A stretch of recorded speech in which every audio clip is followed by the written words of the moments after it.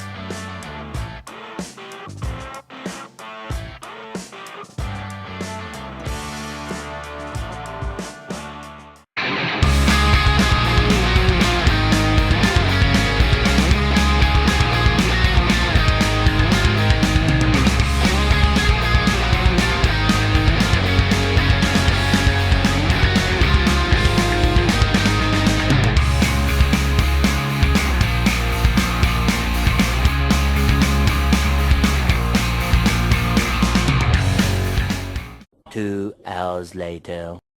Okay, so just got out of the cinema.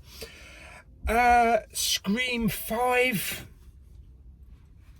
Did I enjoy it? Yes, I did.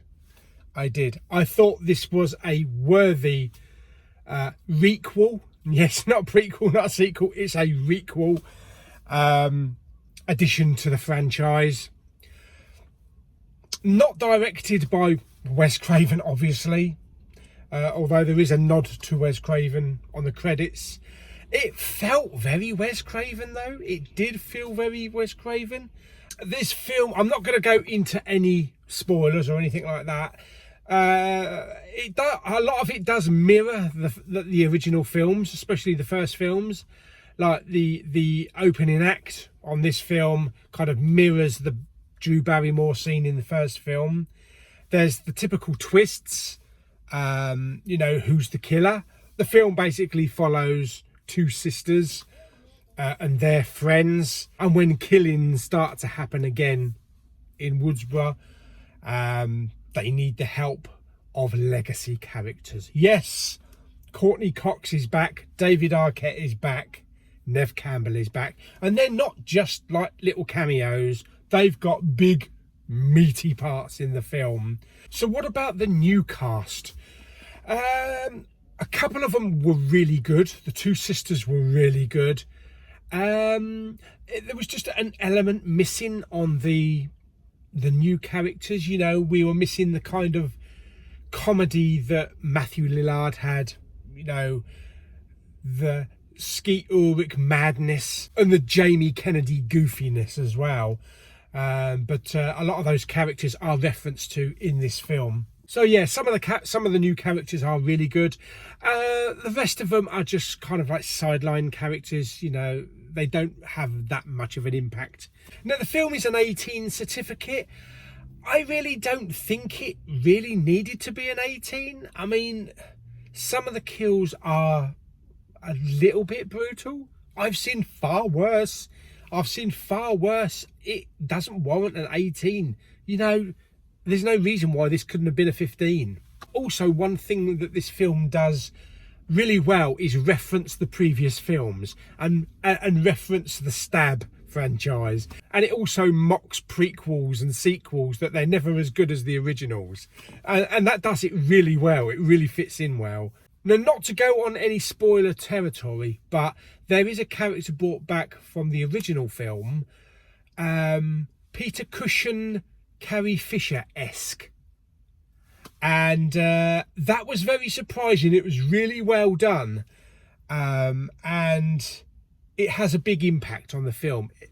It relates to a major character in the film. And I thought that was really well done. It is a little bit more serious a film, this one, than maybe the first film.